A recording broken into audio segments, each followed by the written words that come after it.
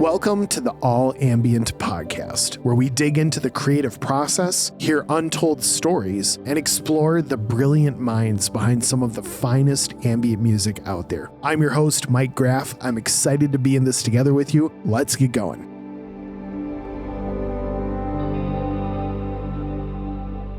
Hey friends, glad you're here for the All Ambient Roundtable. Really glad that we got the chance, as always, to connect together, and you're not going to want to miss this one. The conversation looped around the idea of label versus indie, and I think that there were some really interesting points to the conversation in favor of and perhaps challenging both sides of the equation, which is an important thing to do for us to each make the right decision on our own creative and career journey. Wow, it was really great to dig into this. There's really no reason for me to try to tee it up anymore. It speaks for itself. You are going to enjoy it. You're going to be challenged by it. It's going to be great. So here we go. Let's dig in to our latest edition of the All Ambient Roundtable.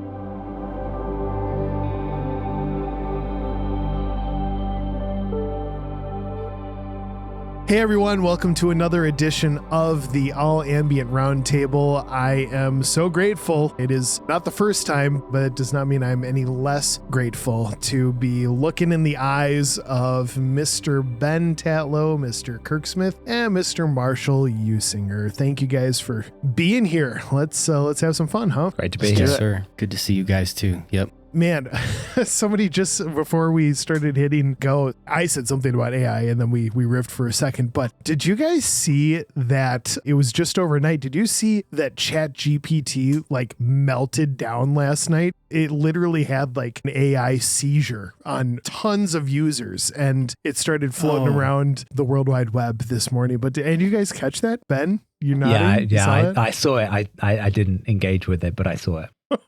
I didn't know. I didn't hear about it. It's hard to describe. You'll have to go look it up, but it's like all the answers became completely nonsensical, rambling. All of a sudden, like somebody asked for a vinyl recommendation from a certain band, and all of a sudden it like broke the brain of AI, and it said like 70 times in a row, like happy listening with the like little, 2-note emoji, happy listening. And then just was just shooting out garbled Spanglish to some people and what like all this, it went wild. For anyone who might just be tuning into this episode after listening to our AI and music episode, I think perhaps it's safe to assume that our jobs will not be completely replaced by artificial intelligence. Signs like today give me hope that we're good for a little while. So not yet.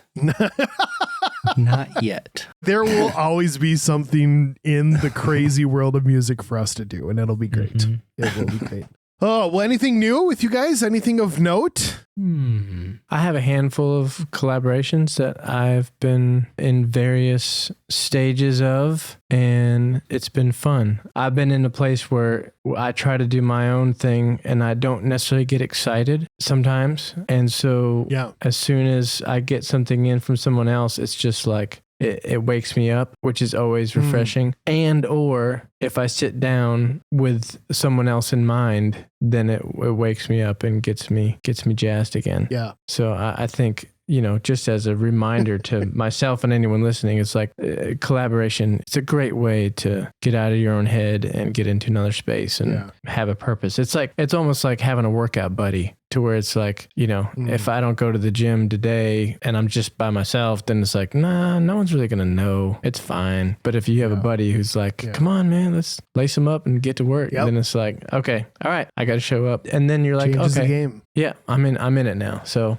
yeah, it's been good. That's awesome. Yeah. Whenever you're sitting down and, you're trying to just, picture somebody else that gets you inspired, just think of Marshall. If you're ever in a spot where you just, you're just like, I gotta get. Here we go. I'm not quite there. You just gotta just think of Marshall. And What would Marshall do? man. You know what? I've had enough of you. Is that not like a solid compliment? How did it come across as anything besides that? Man.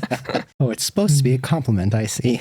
I'm easily That's offended. I'm excited to hear the stuff, Kirk. Anything coming out, anything wrapped and will be coming down the chute sometime in the near future, or is a lot of it still a little ways out? We just had kind of the EP launch last week or 2 weeks ago. It's all a blur now, but it's Unto the Hills, which was a really fun release to do. Yep. And I'm loving that, and it's being well received, and I'm just... it's been great. So amazing. I was going to open up my Spotify to take a look at some of that and load it up in a queue, but then I realized I probably shouldn't do that until our little segment in a bit, because I don't want to blow anything or miscue something, but we'll get there when we get there.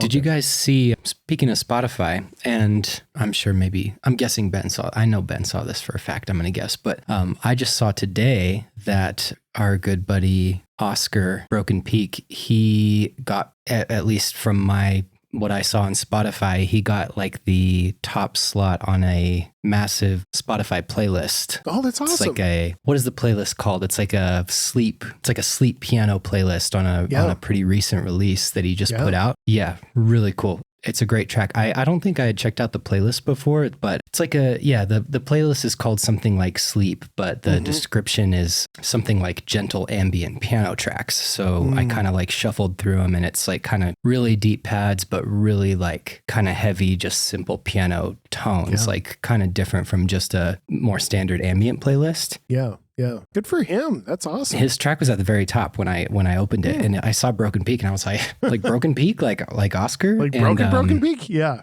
So sure enough, I click on it, and it's like Valley View. Yeah. So fun. I clicked on it, and it was already close to like 4 million streams. I think he put out the track like 2 weeks ago. So that was really cool to see that he landed kind of that. That was pretty big. That's amazing to see. So that's great. Really cool.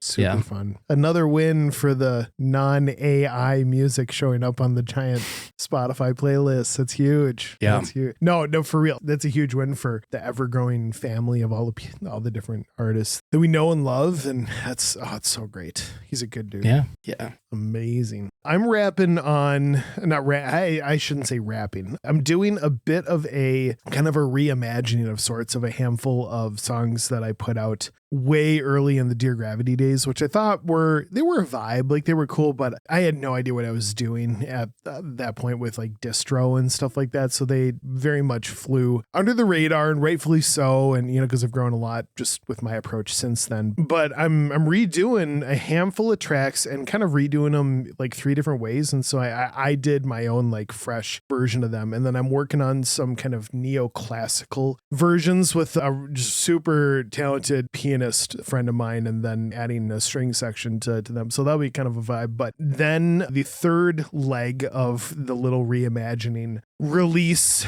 the release cadence, get a whole bunch of crazy cool artists to really have some fun with it, and maybe a little bit left of center of what a typical rework-esque would look like. But I am done with my portion of it. So I'm done with my reworkings, or I've still got plenty to do, but the first reworkings kind of felt like the biggest deal because everything else was waiting for that one to go. And so that one's done. And so now it's fun to start moving in on how the whole rest of the thing is going to go. But I'm pretty stoked about it. And that is the final. There's a couple other not quite as massive in size things that I have yet to do, but that really rounds out my 2024, to be honest, which is really cool to have probably the most hefty thing, or to my current knowledge right now, of the stuff that I'm aware of, to have the most hefty thing taken care of, which is great and gives me some freedom to maneuver as things find their way. But I'm excited about how it's going, and I'm also kind of relieved to have the bulk of that now behind me. So it feels really good. Ben, you are rocking those blue light glasses like a boss, Mr. Bono. They're back. Purely fashion this time. Just keeping them. Anything else new with you? You guys were just in Malaysia, I believe, right? We just got back a couple of days back. It was a short trip, just like 5-6 days. I had never been before. It's a really cool country. We were in Kuala Lumpur. Wow. But yeah, really just fun to get away for a few days. It was Chinese New Year, Lunar New Year over here. So it kind of, the tail end of those holidays coincided with us heading over. So yeah, just really fun. But I was saying to Marshall before we jumped on the full call that just kind of getting back into the swing of things properly, because like the last kind of couple of months have been Christmas, then a little bit of work, and then away for a bit. So now it feels like there's a solid 4-5 months even before the summer break. So it's kind of like just getting really set for that. This is the moment. This is the moment. And I look at the release schedule now. And I'm like every Friday now for the next 2-3 months, it's like multiple releases. I'm like, okay, just got to get into the swing of things. There's some really cool stuff happening. There's some really good stuff coming out, but you're just like, okay, how do I do each of these justice? How do I kind of get excited, week on week for the kind of similar stuff, but also doing things in a new way. So it's all good. Yeah. It's all good. Oh, that's awesome. Are all 4 of us on the Echoes in the Valley volume? Man, we're at like volume 27 by now, are we? Right, volume 9. Right? 9. It's 9. Almost. It is 9. Yes. Do we all have a spot on volume 9? You all have a spot on volume 9. I think so. Yeah. No, I didn't get one. Thanks, guys. Womp, womp, womp. Thanks for bringing it up. Thanks. Marshall only masters the whole thing. He doesn't get a slot. Yeah, I only got no joke. Right? Well, dude, if you master it, you can just sneak one in, man. You're like, I'm mastering it. It's like, I didn't know how that bonus track got on there. That's so fun. That bonus track number 1 just slotted it right in there. Yeah.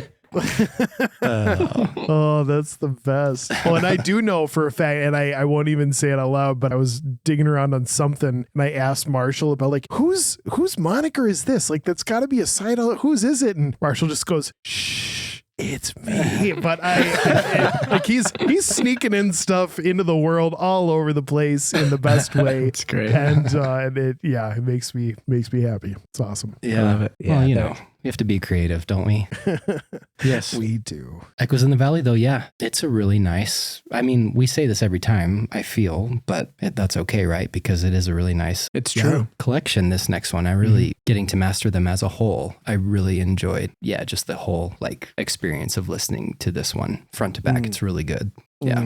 That's awesome. I have a question for you. Good stuff. Do you feel like, because you've probably done this a few times, but if you had like a blind listening where you didn't know the artist's name, do you think you get to the point where you can start to recognize like this sounds like such and such, or this sounds like or is it tough? I think there's a few I definitely could. I think. Yeah. I'd like to think I could, but in a good way. In a good way. Yeah. Sure. Right. In a very cool way. Yeah. Because you guys specifically, there's things about your sound that, like you, Kirk, there's things I can pick out about the way that, whether it be sparkling pianos or, I can kind of pick out just those melodic elements. I can pick out the way Mike does emotive aspects of the piece and things like that. So I feel like there's some things I can pick up on with certain artists. But yeah, that's a good question though. It would be interesting. I could also be way off. There's probably some I would be like way off on, but yeah. But that'd there's be some great too like social video for sit there and be like, name the artist and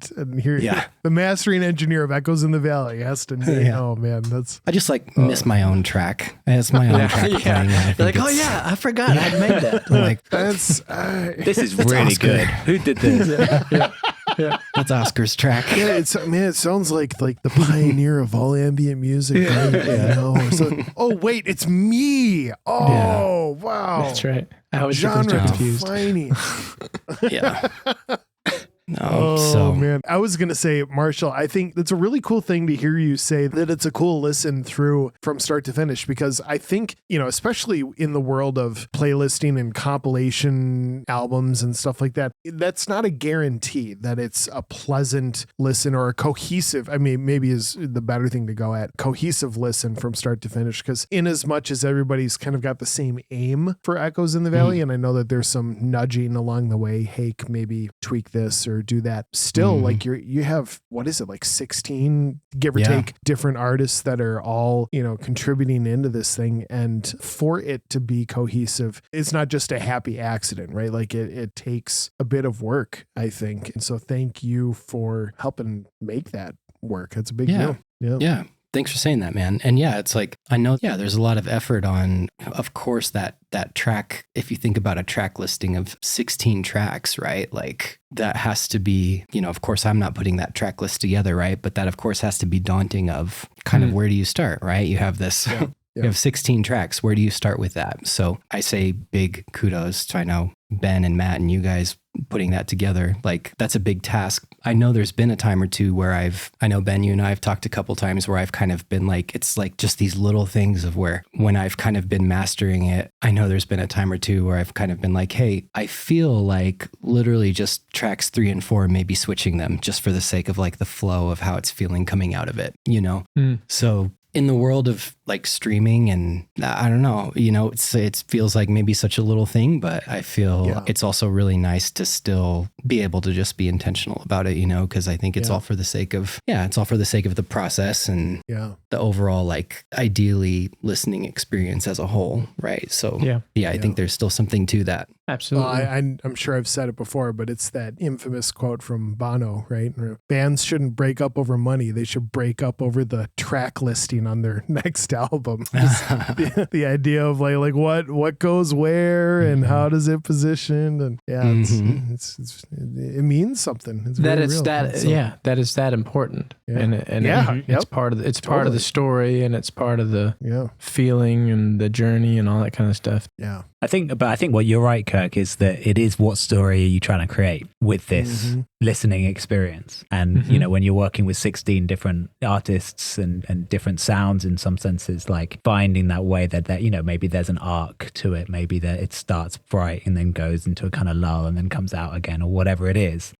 Marshall, you've said a lot as well, like working with those sounds to create that cohesive experience is just it's so important, because in an ideal world as artists and also as a label, we want people to listen from start to finish. I know that most people probably won't probably hear, 1 track or 2 tracks in a playlist, but, in an ideal world, we want people to have that full kind of hour-long experience. And so, giving them the opportunity for that is, it's a privilege and it's exciting.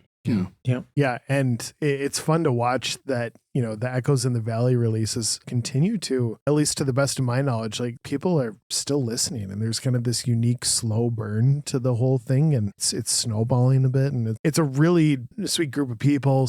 I love the aim of it. I think it's just it's a great project to be a part of, for sure. Yeah. It's cool to be able to like look back. I mean, it's got to be interesting, right? To all of us who've been involved since, you guys have probably been involved since the first ones, I'm sure. I think I was on the second one. Sure. Just to be able to look back as like looking back on those older tracks and how you've evolved, with your craft since then is really interesting to look at as well, and exciting, I think, too. Yeah, that's at the risk. Call me out if I promise this isn't an attempt to be self-promoting or any of that sort, but I'm working on a new thing now that Echoes in the Valley is kind of growing beyond just the compilations, and there's more releases happening. I know that all of you are involved in that as well. I was kind of asking about, okay, so like what are some reference tracks that are, kind of a good place to start? And Ben, I remember you saying, actually, we kind of point a lot of people to your song on Volume 1, Backcountry. It just very like there's a lot, the nature sounds going on, a very minimal compositional on piano with some other little elements. And it's an extreme compliment, and grateful for that. But it's also funny where I sit in this position now, and like I know that if I were to have that same ask today that I did, 2+ years ago, and that went down, I would totally approach that song completely different. And so sometimes it's fun to be reminded that there are some great things that have already happened, and to trust in the way that we've already created, as opposed to, the next thing is always the best thing. And that gotta, continual growth is great, but I think sometimes it can also be a downfall if we feel like we have to always push an envelope instead of to turn around and be like, wow, there is traction on a thing that maybe I wouldn't have personally noticed, but it's good to hear the feedback on it, and like, what can I learn from that, and how can I maybe refine that and grow from that, as opposed to like, oh, it's in the past and I'm just totally doing this new thing. So it was very refreshing to hear that. And I think it informed a lot of some of the decisions I was making for a yet to be released little Echoes in the Valley offering. So yeah.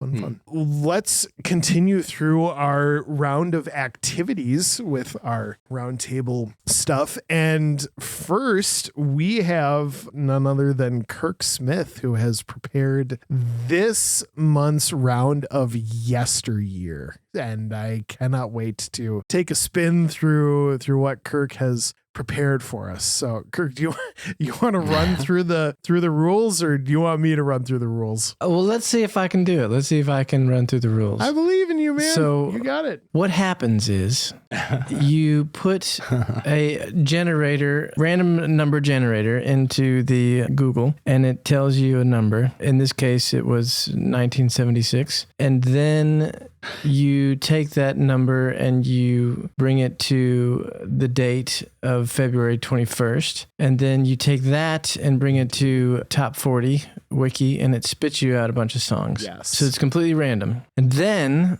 you take those songs and you bring them to the group. And once you get it to the group, you talk about them and you say, here's the songs. Which song is the winner? And everyone states their case, and the rest of the songs are strewn into oblivion, and the one song remains. It is as though it is a death match, if you will. Yeah. And only it's like a one death song match. comes out victorious. And everything else just gets burned out of memory for everyone. It's like a death match. That is a great quotable moment from this. Sonic death match.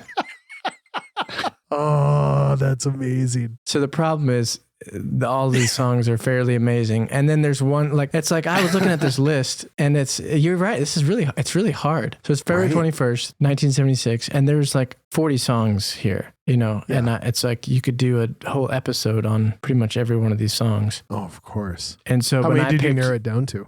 I've narrowed it down to 5. But I'm going to leave one at the end as kind of just I feel like it's the silver bullet, but I don't want to say it first. And it's I didn't pick this year, so it's not me. You can't, it's blame Google. Blame Google. Or ultimately blame Mike, I guess is what we should do. No, I like this. Blame Google on the Sonic Deathmatch. This is great. So this is what we got. I'll go down the list. And this was actually number 1 this week, this song. And this song is near and dear to my heart because of the drum groove. And this is Paul Simon, 50 Ways to Leave Your Lover. Oh, one of the coolest drum grooves in all of singer-songwriting-dom. Okay, so there's one. Paul Simon, 50 Ways to Leave Your Lover. Love it. Yep. Just slip out the back, Jack. Drop off the key, Lee. Set yourself free. Then we have Aerosmith, Dream On. Oh. It's hard to believe that those songs came out they were on the charts the same week. Right. I feel like I don't know. And this is 1976. So this is kind of an amazing time because the 80s hadn't started yet, and people were still kind of doing band and pushing the limits of recording. Do you guys realize that we're talking about songs that are 48 years old right now? That time is a thief. Yeah, you didn't have to say it like that. Oh, man. Yeah. Time is a continue. My apologies. But it's also, it feels like they're 100 years old because they're all before us, and so it's you grow up with these things and they're just part of the scenery of the earth. You how long has that building been there? I don't know. It's always been there since I've been alive, and it's these things are they're iconic. Yeah. They've existed before us. So another song is Earth, Wind, and Fire. Sing a Song. Sing a song. Great. It's just a hit. Kirk, keep going, dude. I would pay good money to watch you rip at karaoke. Man. Oh, yes. Give Me One Reason to Stay Here. I love that song, Karaoke, with Tracy Chapman. It's a good one. Or anything by Ray Charles. Yeah. Did you just see Tracy on the Grammys a couple weeks ago? I didn't see it. I read an article that she killed it, and then the song took back off on streaming or whatever. Yeah. The next day it blew up, which is awesome. Yeah. I love that. What a vibe. She's great.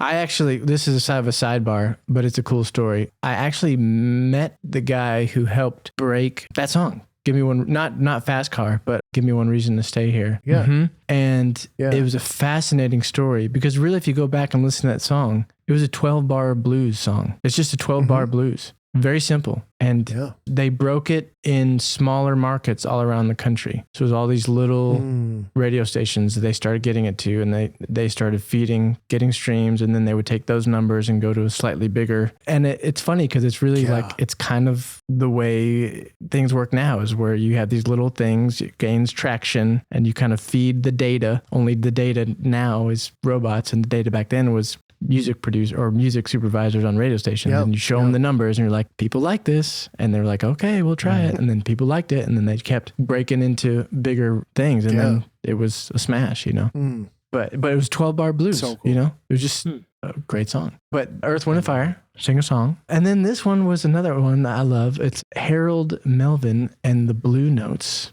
Wake up, everybody. Oh boy. Wake up, everybody. No more sleeping in bed.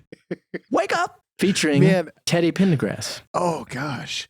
See, I promise I'm not offloading this to you guys just for the sake of being lazy and not having as much work to do. Like, I guarantee that these 5 songs are way different than the ones that I would have picked. Like, I think that there's something really, really, or at least a couple, that it isn't an entire Venn diagram of like, well, we're all going to pick the same ones. I love this. It is so, we learn about each other, and this is brilliant, Kirk. I'm so stoked about this. Keep it up, man. This is brilliant. All right. Well, here's the problem. Okay. Well, and we'll see. So here's the problem. No, you got. I want to hear the silver bullet. This is number 5, and it's just so weird that all these songs. I love that all these songs were on like a list, like on their own list. Like, I just feel like everything's so separate now with like lists. It's like everything's the same genre. It feels like almost everything's the same song. But okay. So this last number 5 is Queen, Bohemian Rhapsody. Oh my gosh.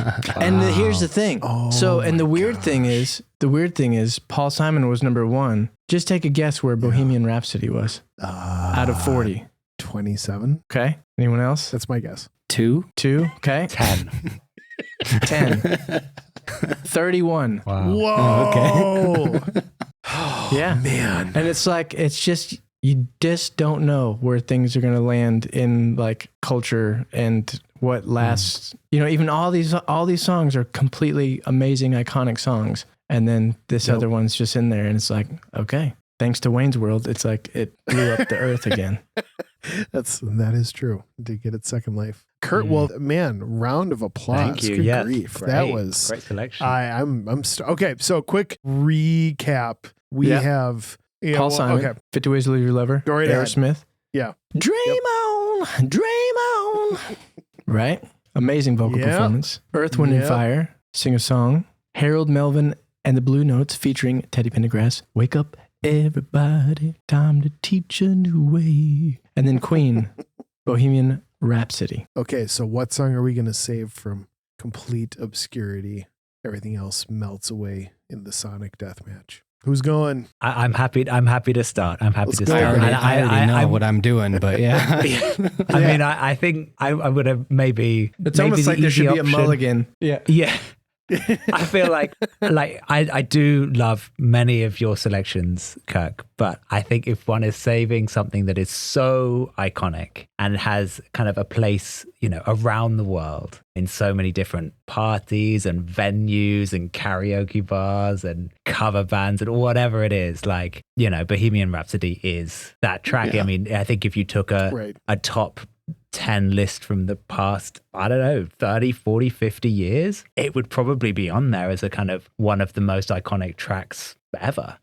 Partly because it is so unique, even amongst Queen's music. It is so long. It is so disjointed in many senses. It is so kind of weird, but also just incredible musical experience, kind of operatic in many senses. So I think I have to throw my hat in the ring for Bohemian Rhapsody.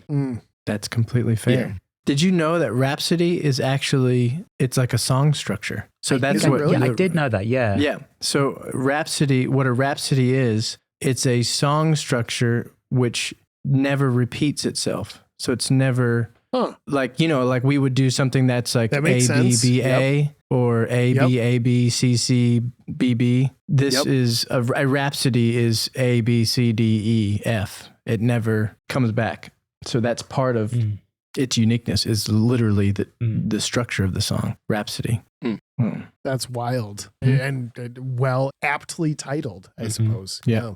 I have to second that as well, because, and I'm not someone actually who, I didn't grow up on Queen's music much like many of my musical friends did. They weren't one of the like early bands, or I should say that bands in that era that I was like more exposed to listening to music early on. But just to think of, is there another track like that exists? I mean, I can't think of one. So to me, that's kind of why I think I have to pick that one. It's like, it's incredible. It's incredibly unique and just a special experience to listen to, and just how there's like a hilarity in it in some way, but it's like a hilarity that is almost like you can also take it seriously at the same time. There's something special about that, I think. Yeah. Well, I have to continue the unanimous vote thus far. That's not to say that there aren't other amazing songs on that list. I was gonna comment on, Steven Tyler's vocal performance back when, and I mean, he can still sing. I know his range is, when you're 70 some years old, your range is a little different than when you're 20 some years old. But man, I mean, he's belting it by the end of that. But I mean, if then the Silver Bullet song came, and how do you compare vocal performances next to Freddie Mercury ever? So yeah, he's in a world of his own. And I think it's interesting, and I might be showing my hand a little bit on what I want to talk about later, but the concept of, this song that's like 6 minutes long or something, like just this wild, almost double what they were playing on the radio for anything else, around that era, that the label was just like, no one's going to buy this. No one's going to listen to this. And I think, correct me if I'm wrong, but I think that someone within the Queen organization, like some promoter or somebody, like just started guerrilla style getting it out to a couple radio stations, just some bootleg copies. It wasn't even out yet, but they started getting, just based on the Queen name, started getting it into the hands of a few radio stations, and people went crazy over it. So all of a sudden the label, and they're kind of like hoodwinked at this point, but they're between a rock and a hard place where it's like, we do not think this song is going to be successful, but now it's on the radio in these markets and everybody's calling in and asking about it. So are we going to be the awful label, the man people, and not release it? Or are we going to follow what maybe looks like it might actually be successful, even though it doesn't hit any of the normal metrics of that? And of course, we all know where it went from there. But yeah, what a ride. Just, it says something about their willingness to make the art that they wanted to make instead of, cash in and follow the formula from what has worked thus far. And that was never, I don't think Queen ever followed a formula, and they, always did that really well, but it followed suit in that regard. And I give them much credit for it. Yeah. Agreed. Hard agree. That's a tough Is one, that man, your vote too, Kirk? Well, I made the list, so it's like, it's hard because I was like, I can't not put that song in the list. Right. But if I put that song in the list, there's not going to be much of a discussion, So it's like I felt bad putting it in the list, but I was like, I can't not put it in the list.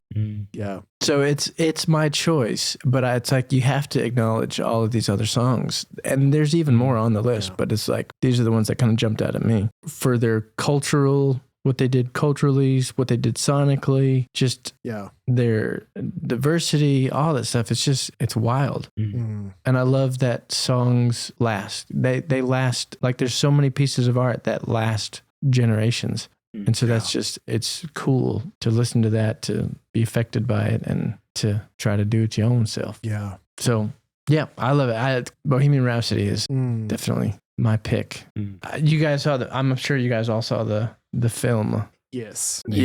When you were talking about just their making art as opposed to cashing in, I felt like what they had also was like they had playfulness, but they also had like a tension between each other that all helped to pull each other out of utter craziness, but also give people freedom to go into craziness, but like pull it back to a place where there was enough tension to where it soared as opposed to fall apart, Yeah. So hold on though. I must have been confused on the rules of the game, because I thought I thought it was just the top 5, but Oh no, we picked the tracks. Out of the no. That's a good clarifying. So out of the list, Marshall, like the top 40, or whatever number it is, 20, 40, whoever's turn it is, you get to pick your own 3, 4, 5 songs out of that list that you personally want to submit to the group. Okay, so Mike, you picked what was that one you picked?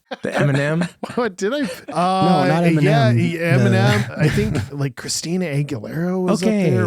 You picked that one. I probably stayed within like the top 15 or 20. Okay. You're I'm okay. judging. We're gonna go there. So, Are you? So go. Okay. You got to go back to the week and look at the list and be like, I he left out this. He left out that. He left out that. Because I thought, man, you picked the Spice Girls over? Yeah, oh man, you know what? I'm not saying I had good reasons for picking the ones I picked. I'm just saying I picked them. Cool. Well, that makes me curious though. Kirk, just from my curiosity, can you tell us just like the top 5? Like so I mean, Paul Simon was number 1. You see, Paul Simon number 1. And then what were just Rhythm Heritage, which was the theme from SWAT. Hot Chocolate. Okay. You sexy thing. Okay, cool. Donna Summer. Love to Love You, Baby. The Miracles. Love Machine. Kirk, you missed one. That's okay. See? Donna Summers. Love to Love You, Baby. Oh, man. Guilty Pleasure. She's awesome. Well, there's Barry Manilow. I write the songs that make the whole world cry. So, all right. Yeah. All right, cool. Well, no, I like it. I do like the getting to pick because for whatever reasons, Michael picked what he did. We get a little insight to your choices. For whatever God knows what. Oh man, yeah, I stand by my choices. And I like Kirk, it. And we had some good conversations around those tracks. Well, Kirk, thanks for manning that one. That was super fun. That was fun. Good work. Good Solid work, round Kirk. of good work, Mister Year. Okay, and now Marshall gets to gird his loins, and we are going to question all of his life choices. Yeah, after he picks out his 5. So next round, Marshall, is on you. Sound good? No, I got it. Yep. Awesome. I mean, it really comes down to the year, though, man. It's like it does. It does. Yeah. Yeah. I mean, so I think the first full year of the Billboard charts was 1941. So, I mean, we might get to the point where we're just like, do I even know 3? I'm sure we would. It's like the Charleston of the crooners and you're right. I like Sinatra, like the kind of that whole era, but it'll be interesting. Mm-hmm. If we do this podcast long enough and we're going to hit a bunch of years, it'll be fun. That will be a rule. That should be a rule, is that if we've done a year, then we should, maybe I'll keep a dumb Google Doc or something, but we should at least just try to keep things fresh instead of Google randomly generating the same year over and over and over. And we get to keep talking about Britney Spears and Eminem. And I am very curious what you guys have for what song this month. What is waiting on your playlist? What is waiting on your DSP? And tell me what you guys are listening to. What is sitting there waiting for you to listen to? What do we got? Let me see. I got one on my phone and one on my computer, so I'm just trying to figure out which one's cooler. My phone and my computer have synced themselves up, so I have the same track on both, and it's a good one. Well, then let's hear it. Well, as I mentioned, maybe on or off air, it's very much a release day here. Multiple tracks coming out. So I thought I had a really good one lined up, but I'm going to stay true to the game. And this is also an excellent track. It is by one of us 4, in this case, Mr. Marshall Usinger, his new double single on Slow Echo. This is the track Decay. Beautiful, calm, relaxing, ambient track, which really kind of encompasses the Slow Echo sound, I think. So it's very beautiful. It was on my release radar. I was kind of sorting through things, adding things to playlists. So as I said, I thought I had a super cool offering this But even I mean, he is pretty better. super cool. This is a kind of extra bonus cool in there. No, lovely track from Marshall, Decay. And I'd say, like, you know, if people who are listening to this are familiar with the slow echo sound, you know, Marshall's music, especially with his Be Still the Earth releases, has really kind of started to define what the sound is, and which is, I think, really, really cool to kind of see how that's progressed, how the label's output has progressed, but also how Marshall's music has kind of come to define the sound that we're kind of known for. So yeah, it's a beautiful one. Definitely go check it out. Ben, thanks, man. Oh, very kind words from Benjamin. Wouldn't say it if it wasn't true. Absolutely. I've been on a Helios kick. I assume you guys know Helios. Good stuff. I've got the track It Was Warmer Then. Starts out with a really cool little like arpeggiated kind of synth line. What album is this one on? Oh yeah, it's on his album called Hume, which is probably one of the albums I listen to the most from him. 2015. It's a great track. Yeah, Helios is a mainstay. You guys know this one? That little synth line? Dude, that's good stuff. Okay. Yeah, it's a good track. Yeah, good stuff, man. He just did a remix for Chris on his Yeah, oof. Right. And that is was it good... Helios or Goldmund or one of his? Yeah, I think it was a Goldman. I think it was Goldman. Yeah, it's really great though. Yeah, Keith is a pioneer. Yeah. I have, in talk of remix, I was putting together my list of my bucket list of who gets to get an email or a DM from me about potentially doing a rework for this upcoming thing later this year. And none other than Jim Perkins was on that list. And Jim makes some great stuff himself, but he also runs Big O and Twiggetti, and super cool label, a lot of fun stuff. I know our buddy Chris, who I just mentioned, he's done a bit of stuff with them. And Marshall, we put out something with them. Was it just this last year? I'm kind of lose track on time, but super honored for us to be a part of that family. But Jim's stuff is great. He's got a real, kind of a unique vibe in the space. And so I've got, which song is it? Cloud Memory, which is, one of his big ones. Just a great track. And I was just kind of listening through a bunch of people to sort of confirm if in fact I wanted to ask him. And so I happened to just sit on Jim's stuff for a little while. And it's great. Cool. Sweet. How about you, Kirk? I have on my phone, Time is Running Out by Muse. Oh, very nice. There's the left-hand turn. That makes me really happy. Yep. Tell me about your love for Muse.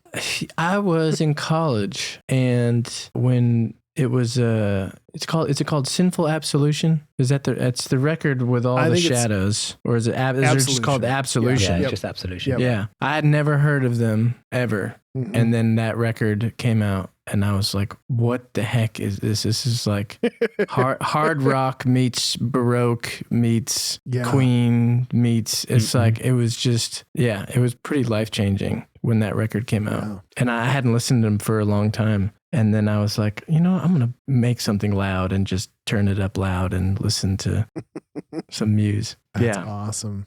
Have you seen them live before? No, I have not. It's very sad. It may never happen, but it might, maybe. I mean, if they keep playing long enough. No, I'm flying you up here next time that they show up. Come here, let's all go meet somewhere, man. Yeah, I mean, they play in Nashville. Ben, come along. It's like 3 hours away. Yeah. We actually have it. We have an anniversary trip coming up, and I think we're going to go to Nashville, and I'm going to see who's playing. Oh, fun. And I don't, I have no idea who it's going to be, but it probably won't be Muse. Yeah. But if it is, then that'll be what I do. Oh, that's so fun. It would. I'm sure it would be intense to see them. Yeah. It's wild. I can only speak from my couple instances, but it's everything that you want it to be, for sure. That's awesome. That's a good spectrum. I mean, and thank you for widening that spectrum for us, Kirk. I was starting to get just a little worried that we're all literally drinking our own Kool-Aid and hanging out in our singular sort of genre bubble, and someone's got to keep it real. So thank you for doing so. Oh, that's awesome. All right, you guys. Well, I wanted to talk about, and it's kind of a broad subject, so take it for what it is. I'm not trying to pigeonhole it because I think that there's a lot of directions it could go. But in my head, the way that I was titling it was label versus indie. And then I had like a little subtitle. So label versus indie, subtitle, what's the goal? Like, what is the actual goal in this whole journey of making music, of doing the thing? And I was noodling around on this. I was talking with some different people about it. And I think we've all been around long enough to have seen the era of the music industry where it was kind of funneled into basically like the major label machine where we're like, okay, like this is how you get propelled to a degree of quote stardom or a degree of success that will give you a lifelong music career, and here's what you do. Oh, but by the way, in the midst of that, you're making somewhere between 8 and 12 points on the albums that you're putting out. You're recovering massive advances that come by way of overblown studio production budgets and tour riders and this and that. It can be the sort of equation where like on the surface, it looks like a music career that is successful because a lot of people see it, but may not actually be the road to quote success as to how you define it or what you and yourself and your family define it as. And so of course, now we look at the age of indie labels, we look at the age of not just indie labels, but independent artists completely, unattached to any entities or anything like that, where they're just putting out their stuff on their own in complete control of the system. Cool that, some people wind up going viral and grabbing some attention in a grandiose way. But there are a lot of artists who also, by staying completely indie, are just brushed off into obscurity and have never found any sort of sustaining level of attention or momentum, or even just like perhaps maybe that can be inwardly deflating and they're just like, well, nothing's happening. So I don't think I'm going to do this anymore.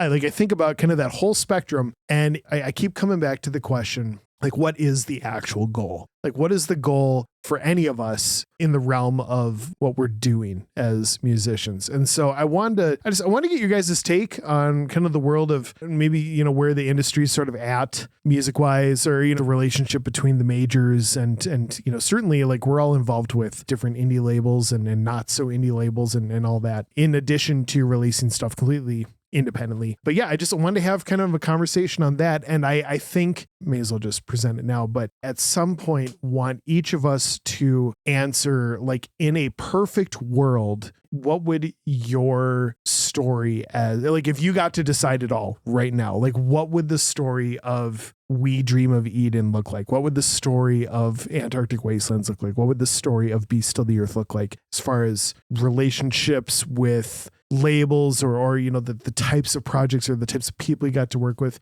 I wanted to pose that question. It's a little daunting maybe, and I think it's worth it to pose that because I'm already learning that so much of the quote success that I think a lot of people have in their minds might not actually be the real version of success that they want, and that the real versions of success that are actually like life satisfying are so much more within reach for them that they ever realize. And, Ben, I know we did kind of a reverse interview about a month ago where you asked something related to like success on a release and like how I defined success as it pertains to the music and that. It's just been batting around in my head for a while. And so I wanted to bring it to you guys. So here we are. Bigger picture, label versus indie, but also what is the actual goal? And we'll get there, but what is your actual goal? And yeah, that's where we're headed. Does that sound okay? Yeah. That's great. Sweet. So now I'm going to shut up for a while and I want to hear what you guys have to say, or questions or frustrations or whatever you got. I can jump in with a couple of just initial thoughts. I think it's a really good question. I think artists should be asking this question about kind of what is your goal. And I'm going to take the artistic goal out of the equation just for my answer, but that's not that's not invalidating that. I think that's hugely important. But I think one goal should be for artists is sustainability. And sustainability in terms of how we are able to keep creating. So kind of having a lifestyle that is sustainable. So not working yourself to death, not putting out more music than you can achievably do within a kind of sustainable mindset. but also sustainably financially. And whether that is that your music is your 100% what you do, whether it's 20% of what you do, but kind of finding that balance that feels sustainable in your life. So that would be my answer to, at least personally, what my goal is. And it is to try to find that balance and that sustainability. And I think to get that, how it pertains to the kind of label, especially major labels versus indie labels and being independent, the question is one of control, and you can control an ownership of your assets, which is your music. So often what happens with major labels, at least traditionally, is that they would just, sign you as and your entire output and kind of essentially own you, which prevents you from being able to stay in any kind of level of control or ownership over your music and the back end royalties and all of that kind of stuff. The sustainability often comes from the kind of very long tail of royalties and PRO recuperations and all that kind of stuff. And so, at least again, just in my experience, playing around in the kind of indie realm, indie labels, releasing stuff completely independently allows you to stay in control, have that, at least a level of ownership, and also have the flexibility to be able to work essentially with whoever you want and release in whatever way you want to, which ultimately can lead to a good level of sustainability. Yeah. Just a couple of thoughts to start off this conversation. Really good. Mm-hmm. Yeah, I love them.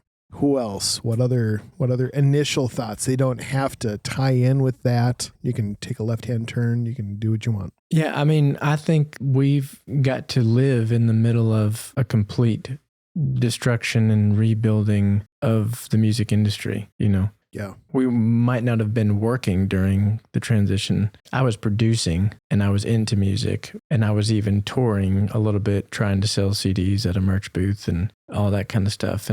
But streaming had kind of almost started. So it's like, I remember hearing about the music industry freaking out. Like, this is the end. Like, everything's terrible. Metallica's going to sue everybody, and like all this kind of stuff. And then we're now seeing like this, it's profitable and it's making money and it's gaining traction, all that kind of stuff. So all that to say is, there's a saying that's like, you spend 7 years trying to get a record deal, and then you spend another 7 years trying to get out of a record deal.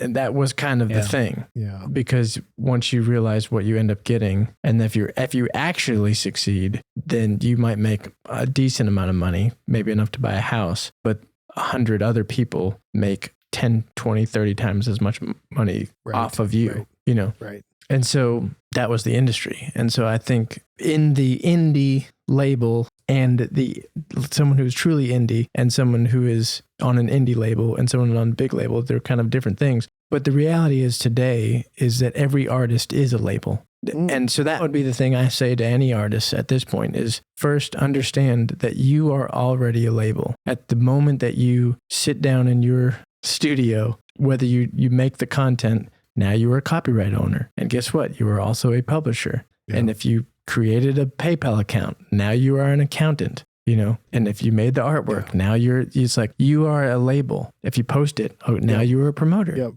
And so I would say at the very first thing, every artist is a label unto themselves. And I would say you should do it. Put something out. Start the process, start to finish, put it out, try to get a stream, try to sell a track, do the thing and do it to the best of your abilities. Learn what you can and try to do it.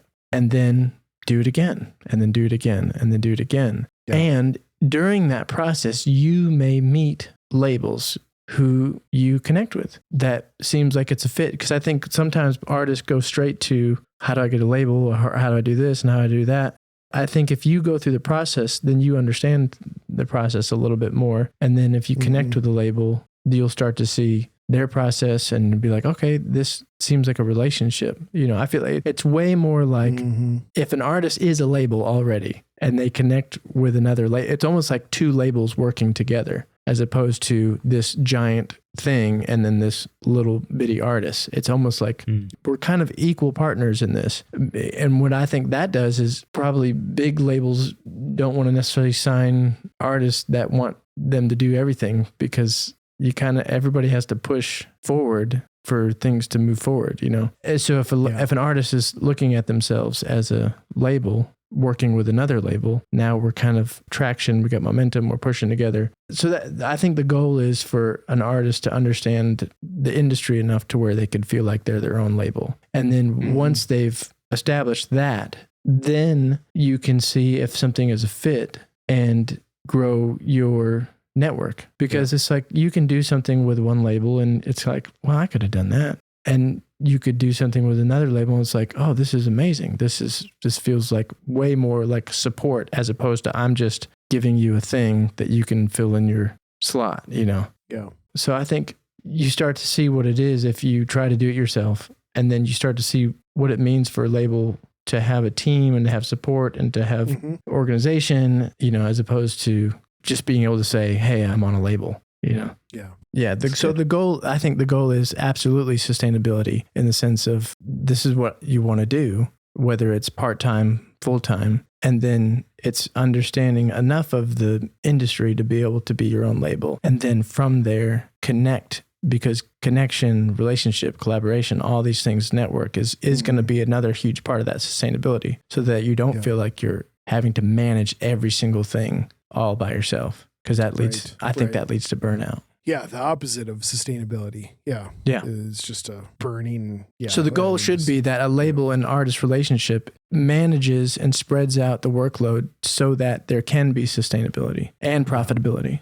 Yeah. And to own, by the artist being their own label, you learn when you're touching all those things yourself, and not that you're going to do them forever and ever, amen, by yourself, but you learn what things you might have a little bit of a knack for, or you might enjoy doing a little bit. And it's like, oh, it's actually kind of fun. And that's different for everybody, right? There are different parts of that. I know that Ben does different things than I would do, and vice versa. And then Marshall, like all of us, there are different parts that we excel at and different parts that we just don't want to touch with the 10-foot pole. But that's when, you know, a relationship with like someone else, they're able to pick up where you certainly need help. And I think that's an interesting part of the conversation, is that it's not like the pursuit of releasing something on any size label is I need to do that so that I can say that I'm on a label, or like that there's some sort of inner dialogue that you have about I'm only good if someone else says I'm good. Like that, we're kind of setting that aside. That's that's almost a whole nother conversation in and of itself, is the, you know, the internal dialogue of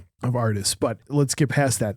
To have a relationship with a label, to release something with a label, it's almost like you need to know what things the label is what things that you want the label to handle, because you've identified those as things that are either important to you or things that something that you are not willing or not well equipped or minded to do it yourself. And I think, again, that's where, you know, the indie label thing is interesting, because I think there are different labels that excel at different things in a good way, that they're almost able to offer a unique thing for people who all might, you know, be really good at one part of the process, but need help in this part of the process. And I think that is where it does become more of a relationship instead of a hierarchy where it's like, oh shoot, what did I just get myself into? But rather it's more symbiotic. But it takes work too. You know, it does take hustle on the front end to figure out what things I am good at and what things I really don't want to do anymore. And so, or maybe don't have the capacity to do in the way that you would want to do them, because you're like, this is really where my focus is. I probably could do these things and I enjoy them. But yeah, exactly. Have any of you guys read the book called Sellout? Is it the one with about the 90s punk scene? Yeah. Yeah. I think you turned me on to the audiobook, and did I? It's okay. It's great. I love it. It is one of those where I feel like it's more of an anthology book. So I've kind of bounced around between different chapters, which are each like artist based. Yeah. It's a little bit of a I haven't gotten through tangent, the whole thing, but I've got through a lot of it. It's pretty if fun. anyone is listening, I mean, I think it's definitely worth, just for our, you know, people who have grown up in our time and like that music scene, I think it's worth checking out. Just long and short, it's kind of about, you know, that like late 80s, like early 90s, late 90s bands getting into like that punk scene, and like when bands started to get on labels, and kind of like when the major label thing kind of became something that bands started to think that they needed to shoot for, and then how a lot of those bands ended up getting, a lot of things taken from them in the long run. And a lot of their stories are just really interesting. I think growing up as a kid and probably you guys too, I know, playing music when we were younger, for me, like that was the goal, right? Like I wanted to be in a band and making music. And that was what I thought was how I wanted to make my living. And I still follow so many of these artists that are, some of them probably not even 10 years older than me. And I feel like we're such, like you said, Kirk, like we're in such a unique, this time that we're in feels like such a unique transition of what the music industry went through, where I feel like if I was somewhere between 5 and 10 years older, I would not be getting to do what I do right now. And I really feel for some of these guys, who I looked up to so much and still do, where they were 21 years old. I was 16. I'm going to Warped Tour and watching them play. And they're living their best life, thinking that they've made it making music. When the reality is they've signed everything that they've written to this label and getting probably some of that back now, but they're splitting that between 5 guys. And a lot of that is at the time was physical sales, right? Yeah. It wasn't streaming. So it's so crazy to think about that. If we had been a few years older, I know that so many of these bands that I follow, that those guys are, right? There's like this movement now of these bands getting back together too, right? Like a lot of these bands that we followed growing up. But like, to me, my goal of like trying to figure out any way to make a living doing this, just because I knew like in the being of who I am, that a day job was not something that I wanted to, just was not some, like I wanted to figure out a way to make music what I did.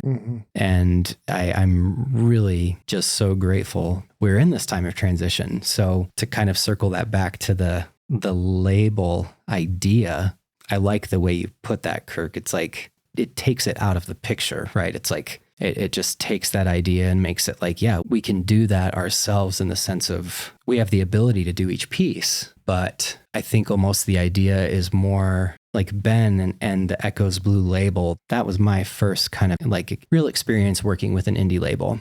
And that was just more about starting to build relationships and the community around that, and just the investment of time and being consistent and just building on that. And so it was like, it was, completely not anything like what a major label would be, right? Like that, it wasn't any of that idea, but kind of that similar idea of like, hey, we all have these different strengths and different things that we do within these circles. And so, yeah, I like the way you put that. But the idea of consistency, just doing the thing, continuing to do it, getting better at it over time, and like, thankfully, we're in like a space that feels like, while we have this ownership of it, we're able to maintain either all of the ownership or at least pieces of it, depending on who we work with. And like, we have these outlets like licensing and streaming and royalties and all this, which is, man, just feels really amazing compared to literally like not 5 years ago, Yeah.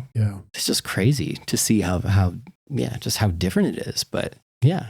So super cool time. Hopefully, we'll see how it keeps changing. But I think obviously the ownership piece is huge. But I think that it's of course such an important part of being able to sustain it as we keep going with it. So yeah, I think I've referenced this conversation before, but you were just talking about just the structure of these guys who the major labels and thought they had it made, and not knocking anyone who is on a major label or anything like that. But I was listening to, I think it was Corey Wong's podcast, and he had John Mayer on, and both insane guitarists. I mean, just incredible musicians in their own right. And Corey's a St. Paul native, so he's a Twin Cities guy. But, he's carved such a lane for himself and is doing so great. But, of course, he has John Mayer on, who's the John Mayer. And John was kind of at the tail end of the big label thing. I think his major label debut was like 2000 or 99, kind of right in that era, 99, 2001, something like that.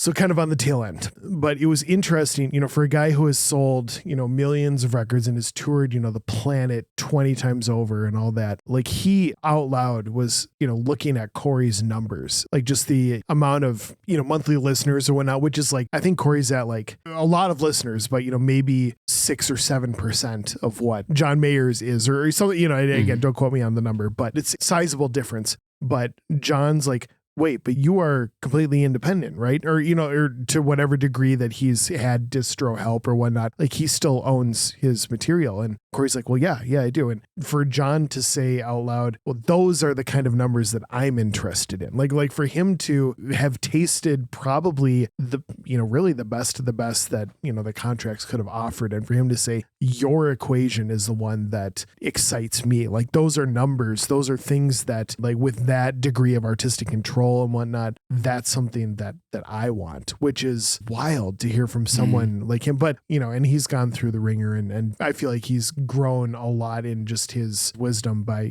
experiencing a lot of things that taught him a lot real fast. But that really said something to me. I think that there's a lot that we all can learn from that because there certainly is a grass is greener kind of mindset when the opportunity for this like seismic reach or the millions and tens of millions of streams or all that, like at what cost? And like, did it cost a bunch of ownership? Did it cost a bunch of creative control? Did it cost a bunch of even things like release strategies where it's like, cool, you made an awesome album. That's great. Okay, we've got it posted for 15 months from now because that's what's going to work best for when it's going to hit. And you're just like, well, shoot, what am I going to do for the next year? Like I want to make some stuff. So teach their own. But yeah, it's an interesting conversation. Just to kind of add to that train of thought, I think the only time it really makes sense to go with a major label is the point that you don't really need them. It's the point when you're kind of big enough as an artist that you have a big platform so that you can then negotiate a really, really good deal. But then the question is, well, hey, why? I have this control. I have this ownership. I have this sustainable business. I am my own record label.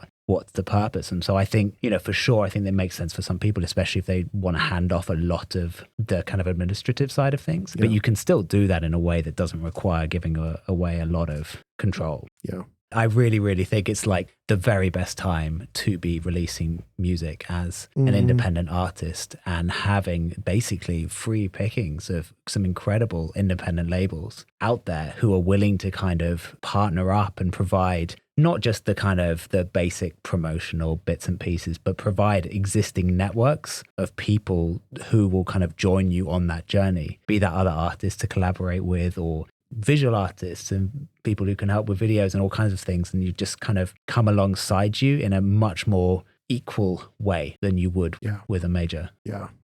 I don't want to end this without giving each of us the chance to at least begin to speak through like, what's the goal for you? Like if you had complete dominion over what relationships or what opportunities were there, what's the goal for you? Again, this is like pie in the sky, and this is assuming that you have the ability to, like right now, to make these things, if they were wished upon, they would come true, which there will be some crazy things that show themselves as the months and the years go by, but let's just pretend that it is all under your control right now. What does that look like for you? What is your goal? What does it look like? I think the ultimate goal for us is probably, for lack of a better word, is legacy. To where you want to feel like you put things into the world that were beautiful and that will live on after you. So from an artistic point, it's like the goal is I want to be good at my craft and make things that actually affect people emotionally and that actually do what art can do. I want to do that, and I want people to feel that. So it's like from a purely like, and I know that takes discipline on my end to grow as a literal musician on instruments, to grow as a composer, to get out of my own head and to get out of my own way and to do all those things, and to be the discipline to finish things and to start things when I don't feel like doing either of those, and to put in the work, so there's a goal of I want to have these things and I want them to exist. And then there's the goal of I want them to make money and enough money to where there's an inheritance for my kids and my kids' kids. Sure. So it's like, I want the art to be art, and I would love for there to be enough money from that art to have something for my kids' kids. And so a lot of times those things, like, I feel like the desire for things to make money can sometimes throw wrenches into our daily plans, and we kind of lose sight of other things, but not because it's necessarily evil, but because this pressing thing that is part of what we have to do. You have to make money. So if I could wave a magic wand, it'd be pretty close to what life is now, which is having enough time to grow your craft, to spend time with your family, and to release things that you believe in. And it's like, if I can do that for 20 to 32 hours a week and not feel like I'm gonna burn out into oblivion, then that's great. And that's like, okay, if I retired, like, I would probably want to just do that, So It's like, that's the goal, is like, I want to do what I would want to do in retirement, which is basically get better at the guitar and release music and hang out with my family. That's, I feel like that's the goal. I love it. Well, I'll tie some loose ends together, but I don't want to do so in the middle of all of us getting the chance to answer this. So who wants to go next? I feel my goal is pretty simple as well. Let's see. It is 2024. I have been making music production for, let's call it 8 years or so. And just this year, end of last year, getting to a point that feels like I do not have to actively seek out a lot of projects and work that just doesn't bring me a lot of like creative fulfillment, and feels more like a lot of time that, work that can be mentally taxing and draining. And that can be hard and stressful and is challenging. Of course, I'm still grateful to have that work because it ultimately provides for my family, right? But for 8 years, I have been working extremely hard towards the goal, which is to ultimately be able to work more as an artist and be able to make music that I want to make. And that's kind of the goal for me, is to be able to make music that I love and be able to say yes to projects that I want to say yes to, and say no to things that I want to say no to. And I think that putting the time and dedication into doing that, like, it looks differently for everybody. Sometimes guys have a lot of success and they can do that in 2 years or less. And sometimes it takes guys 10 years to do that.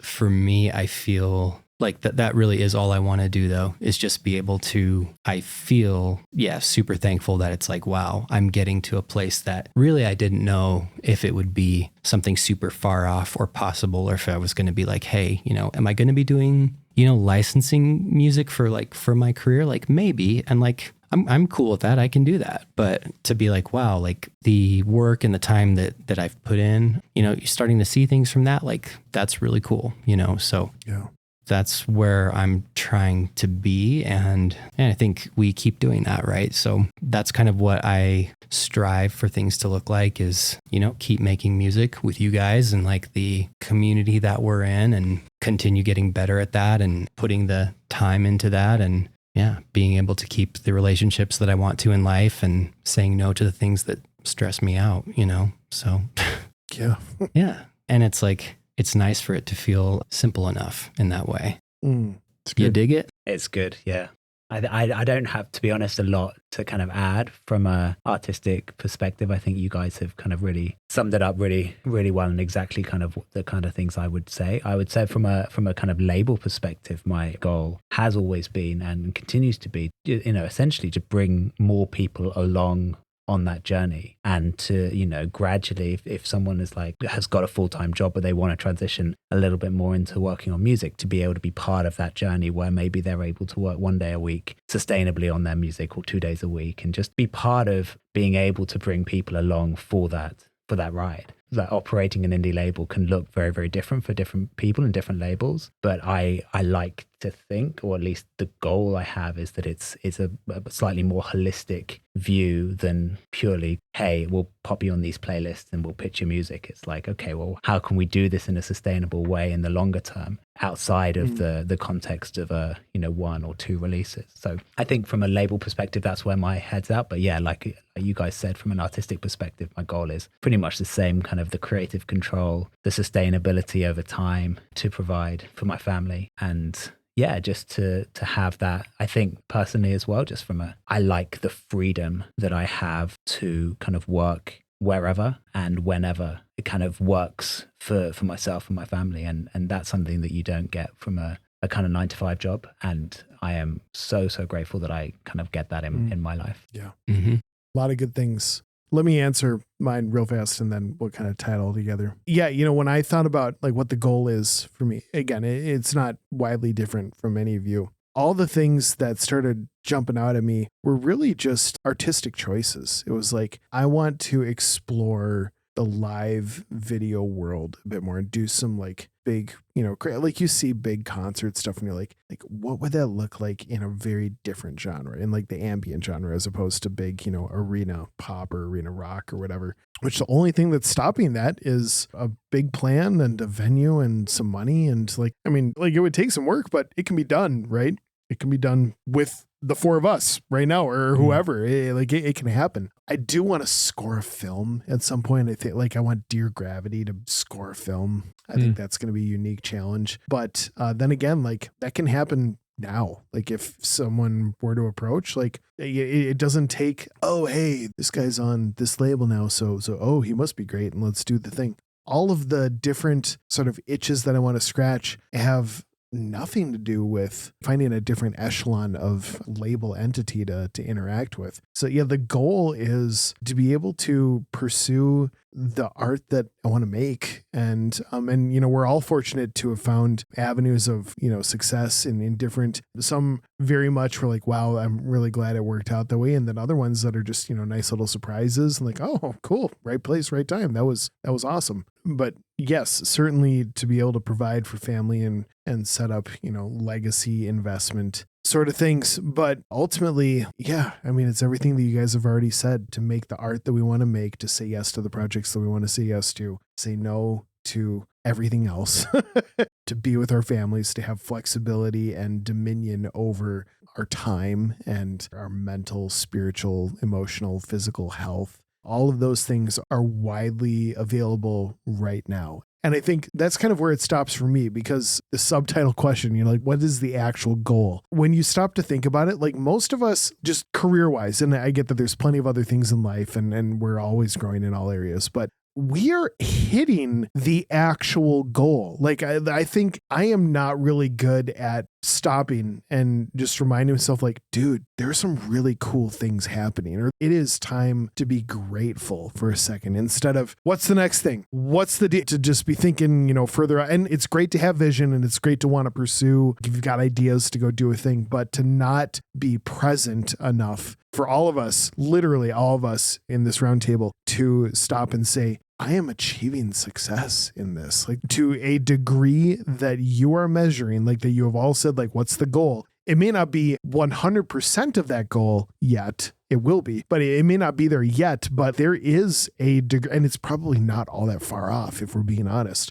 It can be really healthy to just stop and say, the actual goals that I want this pursuit of music as a career to have, they're either getting completely achieved or they're getting really close to being achieved, or, the trajectory is there. And so it can be really healthy for me to just stop and say, here's what dialogue is being thrown at me from the powers that be, maybe from social media, or maybe from decades old thinking of how things used to be or whatever, kind of what success actually is. But no, what does it look like for me? And from what I'm hearing around the whole table is that, the things that we are valuing, I'm hearing the right things that are being valued by each of you. And I want to be here to tell you that we're hitting them, you guys. And that is such an incredible encouragement, not just for, some encouragement for what's to come and some inspiration to keep on moving, but also to just take stock for a second. Wow, I get to be a part of something pretty great. And to have the people that listen, the people that they use our music, there's just a real sweetness to that. And I don't stop and acknowledge that very often. Maybe you guys are better than me about that, but I just want to, if you're not, or if you are, whatever, I just want to encourage each of you and say, job well done. Of course, there's growth for all of us yet to come, but to anyone who's listening in on this, it might be worth it to just stop and take stock for a second and see just how close to what you are marking as your goal, what you are marking as like what success looks like. And chances are you might be a whole lot closer than you think.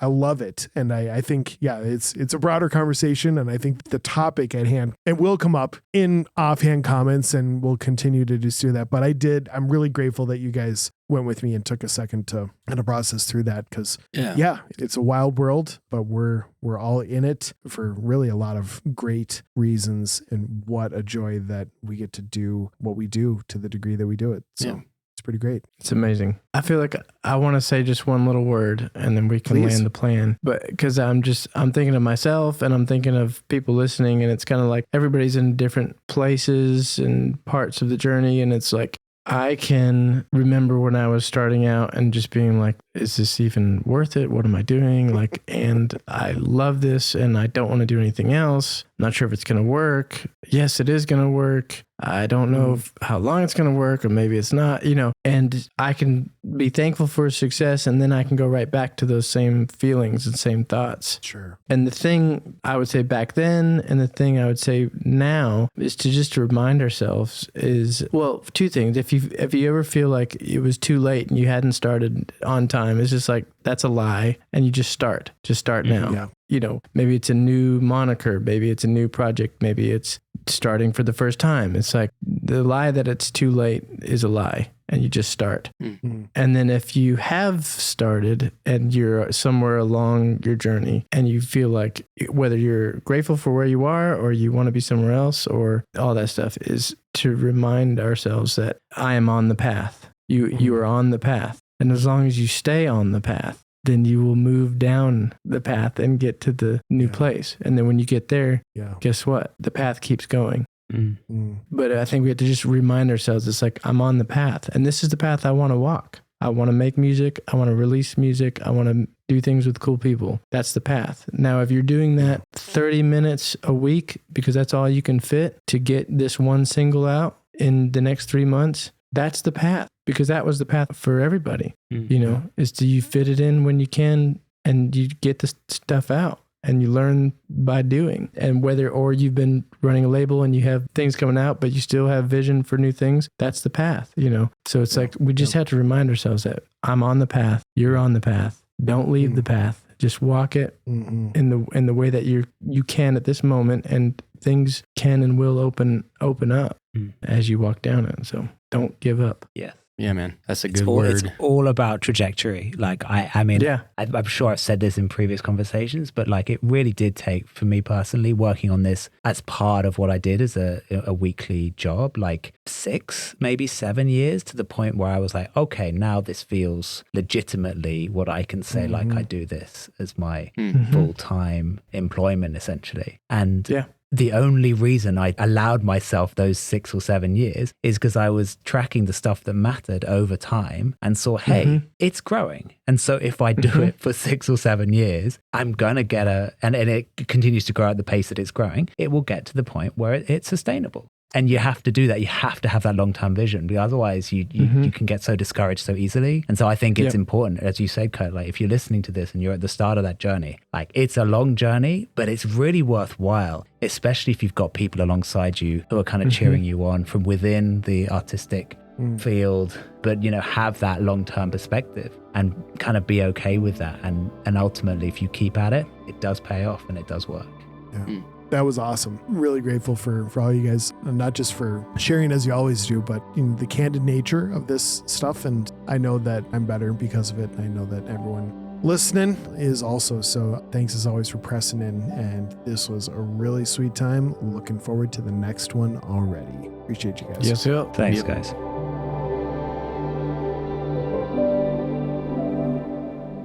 Thank you again for listening to the All Ambient podcast. Make sure that you subscribe to the podcast so you can catch every conversation we have with all these incredible people who share the same passion. I'm looking forward to the next time. I hope that you are too. Can't wait to see you then. And until then, have an incredible day. Here's hoping that this music and the heart behind it makes your day and life that much better. See you next time.